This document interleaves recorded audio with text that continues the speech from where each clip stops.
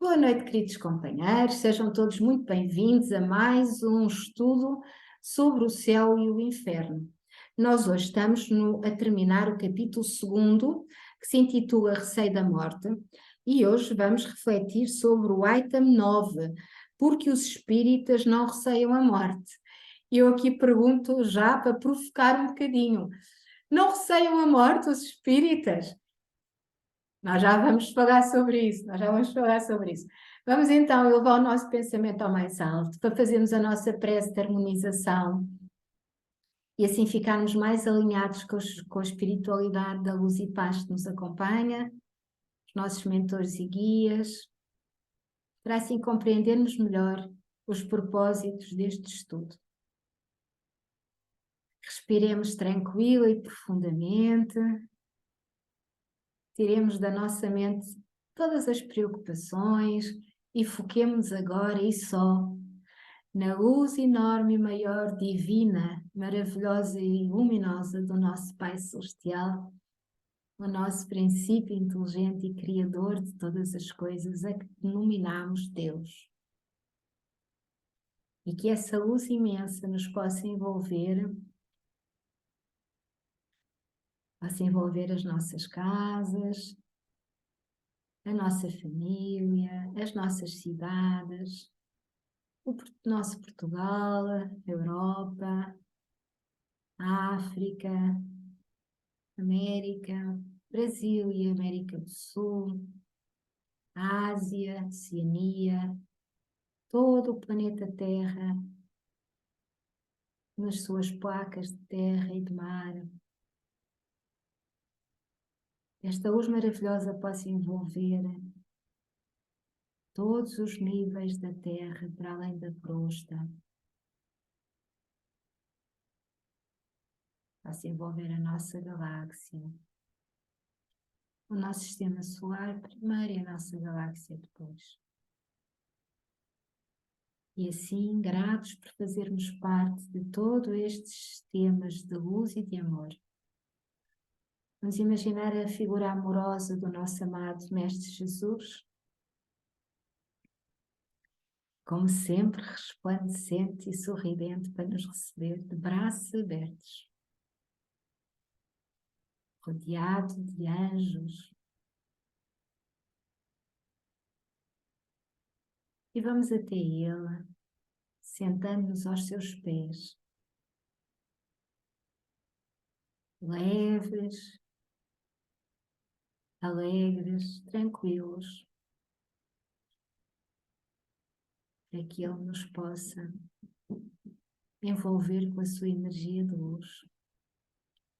E vamos lhe pedir: amado Mestre Jesus, infinita misericórdia e bondade, aqui nos encontramos contigo para contigo fazermos as reflexões deste estudo, para assim o compreendermos melhor na nossa mente, mas principalmente para o compreendermos melhor no nosso coração, entendermos as tuas lições e podermos vivenciá-las no nosso dia-a-dia, na prática, começando por nós mesmos, limpando e transmutando as crenças limitantes que temos em nós a respeito da morte, limpando os paradigmas que não nos trazem felicidade, mas que nos constrangem no medo. Porque tu és luz, amado Mestre, porque só tu és a paz e a bondade do nosso Pai Celestial. Só tu nos podes ajudar a compreender tudo aquilo que nos vive. E pedimos que fiques connosco, fiques com todos aqueles encarnados e desencarnados que se juntam ao nosso estudo, mas principalmente, amado Mestre, que façamos parte dessa corrente de luz que envolve o planeta Terra, contigo, para que sejamos dignos de contigo trabalhar. E fica connosco, hoje, agora e sempre, e que assim seja. E assim, queridos irmãos, queridos amigos, Nós hoje vamos fechar este capítulo do livro O Céu e Inferno a respeito do receio da morte. E este capítulo é de facto interessante, não é? Porque os espíritas não receiam a morte. E vamos ver o que é que Allan Kardec nos escreve aqui por orientação da espiritualidade maior. E diz-nos então a espiritualidade. A doutrina espírita muda inteiramente a maneira de considerar o futuro. E isso nós já sabemos, não é? Pelo menos comigo aconteceu que à medida que fui caminhando no conhecimento da doutrina dos espíritos, eu deixei de ver a vida à minha volta da mesma forma. Deixei de ter os interesses que tinha, passei a ter outros. Deixei de ter as preocupações que tinha, passei a ter outras.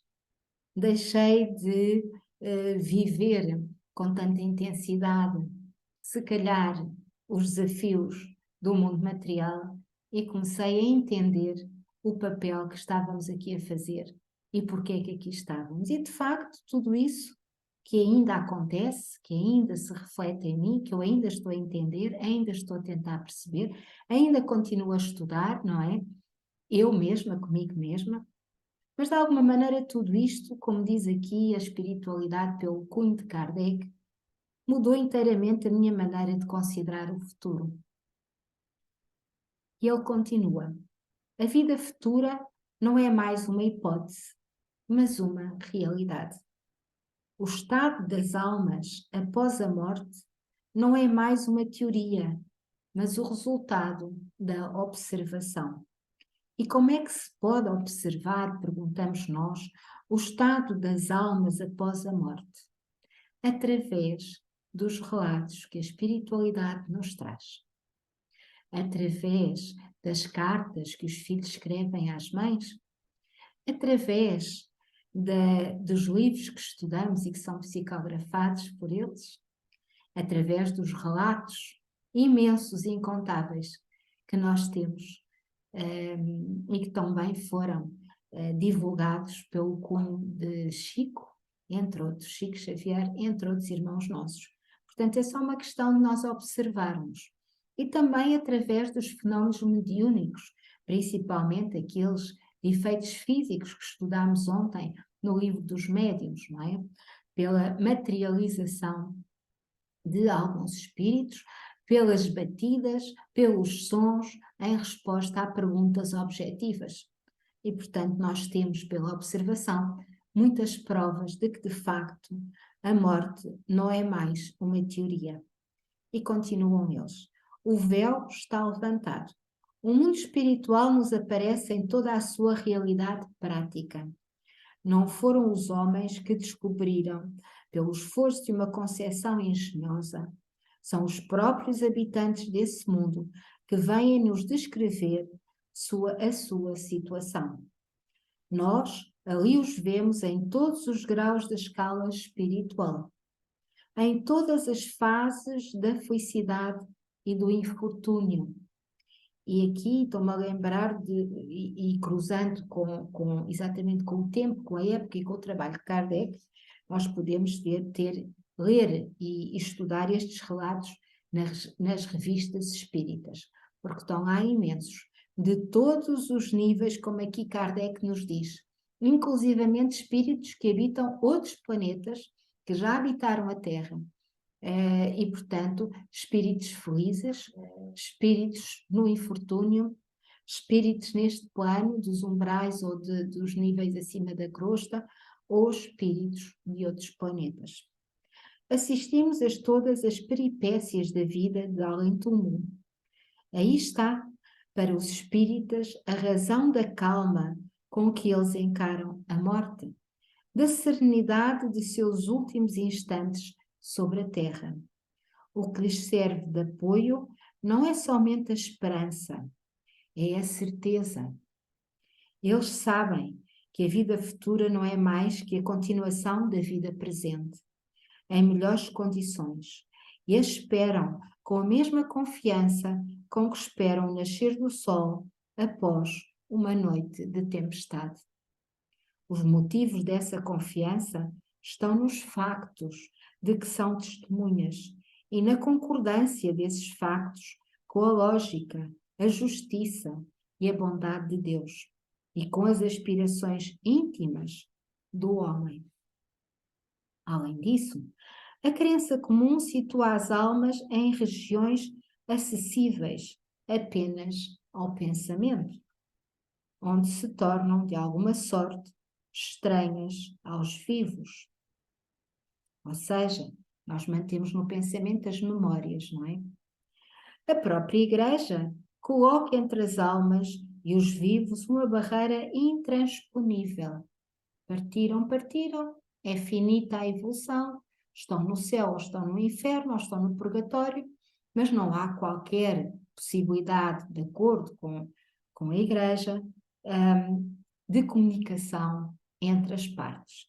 Embora aqui tenha que se fazer justiça ao que é de justiça, muitos padres, muitos monges, muitos clérigos têm mediunidade e na sua mediunidade eles vão tendo comunicação com seres de outros mundos, espíritos, não é? Mas não podem dizê-lo. Ela declara que toda a relação está rompida, qualquer comunicação é impossível. Só licença, tudo bem? Um dos meus cãezinhos teve aqui uma situação, já está bem. Se elas estão no inferno, toda a esperança de revê-las está perdida para sempre. A menos que também se vá para lá. Então aí, pronto, há um reencontro, não é? Se as almas estão entre os eleitos, encontram-se completamente absorvidas por uma beatitude contemplativa, porque o céu para a Igreja é um sítio de contemplação e não de ação ou de trabalho, e que não é para todos, não é? Tudo isso coloca entre os vivos e os mortos uma tal distância que se olha a separação como eterna. Eis porque muitos ainda preferem ter perto de si, sofrendo na terra, os seres que amam, do que vê-los partir, mesmo que seja para o céu. E a alma que está no céu, ela é realmente feliz ao ver, por exemplo, seu filho, seu pai, sua mãe ou os seus amigos arderem eternamente? Claro que não, não é? Portanto, esta maneira de ver a morte criou ao longo dos séculos uma crença tão enraizada pelo medo que ainda hoje nós a temos. Ainda hoje, só falar na palavra causa constrangimento. Mesmo que nós espíritas, e aqui é a resposta à provocação de início, porque nós espíritas não receamos a morte, não é? É assim, nós ainda temos em nós estas crenças. Claro que se racionalizarmos o problema, estas crenças vão ficando mais amortecidas e com o estudo, com a compreensão, com o trabalho dentro de nós mesmos, nós vamos ganhando segurança, nós vamos aumentando a nossa vibração pessoal naturalmente, porque nos vamos sintonizando cada vez mais à luz e vamos compreendendo em nós que não faz sentido ter estas crenças limitantes. E quando chega esse momento da morte, muitos de nós já a enfrentam com bastante serenidade, porque já interiorizaram dentro do seu coração, na sua consciência, que de facto a morte não existe. Mas até lá, nós ainda estamos envolvidos por esta cápsula, por esta crença de medo, esta energia e esta vibração que nos vai tolhendo os nossos movimentos e até as nossas ações.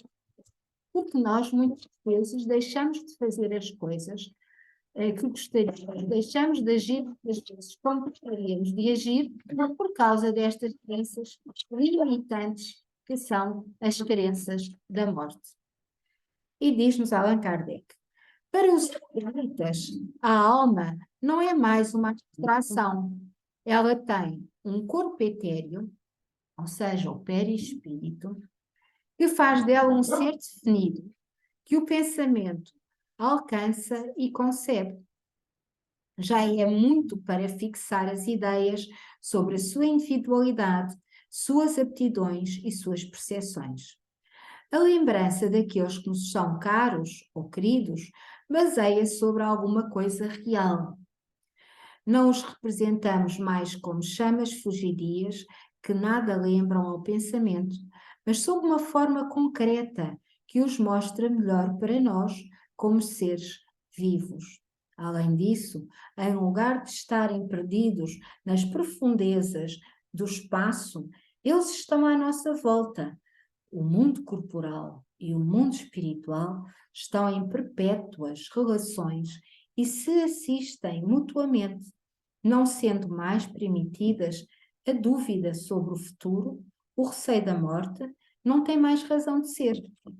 Vê-se a chegada a sangue frio como uma libertação, como a porta da vida e não como a porta do nada. E só para terminarmos aqui, nós se formos ao livro que temos como livro de apoio, mas onde não estão representados todos os pontos do céu e do inferno, que é a Justiça Divina, psicografia de Chico Xavier por espíritos diversos, nós temos aqui no item 62 uma comunicação. Este item 62 foi transmitido na reunião pública de 25 de nove de 1961 e que nos diz, está dividida em diferentes parágrafos, e o último parágrafo está na página 151, para quem tem o livro, diz-nos assim: os espíritas, pois, realmente não podem temer a morte que lhes sobrevém na pauta dos desígnios superiores. Para todos eles, a desencarnação em atendimento às ordenações da vida maior é o termo de mais um dia de trabalho santificante para que se ponham de novo a caminho do alvorecer. E, portanto, para os espíritas, a morte é encarada como o fim de uma jornada, não é? Uma jornada quando é dedicada, quando a nossa vida é dedicada em parte ou no todo ou no final da nossa vida, porque nós vamos amadurecendo ao longo da vida, vamos amadurecendo em termos morais, em termos psicológicos, em termos físicos também, em termos gerais, e amadurecendo quer dizer vamos ampliando a nossa consciência e compreendendo as coisas da vida física e da vida espiritual com outros olhos. Nós vamos entendendo a importância do bem e nós vamos entendendo a importância da reflexão, vamos entendendo a importância de utilizarmos o nosso tempo, que é precioso na construção já do nosso futuro, não é? E o nosso futuro é daqui a um segundo, é daqui a uns anos, mas é também para toda a eternidade. E quando nós começamos a compreender esta perspectiva, nós vamos dedicando a nossa vida ao trabalho do bem. E, portanto, quando nós começamos a pensar nisto numa outra perspectiva, nós entendemos a morte, como aqui nos diz este parágrafo, como o final, o termo de mais um dia de trabalho santificante. Pronto, terminou o trabalho, a jornada, e vamos caminhando e esperando pelo novo alvorecer, pelo nascer do novo dia, para continuarmos o trabalho que aqui iniciamos. Porque nós sabemos que o trabalho no outro plano é exatamente a continuação do trabalho que estamos a fazer aqui. Não mudamos só porque desencarnamos. Nós vamos continuar com os mesmos afins, com as mesmas vibrações e com os mesmos pensamentos que tínhamos. E, portanto, se nós estamos a vibrar já no bem e na paz e pensamos saudavelmente, pensamentos salutares, pensamentos de harmonia, pensamentos de paz, e criamos a nossa mente imagens e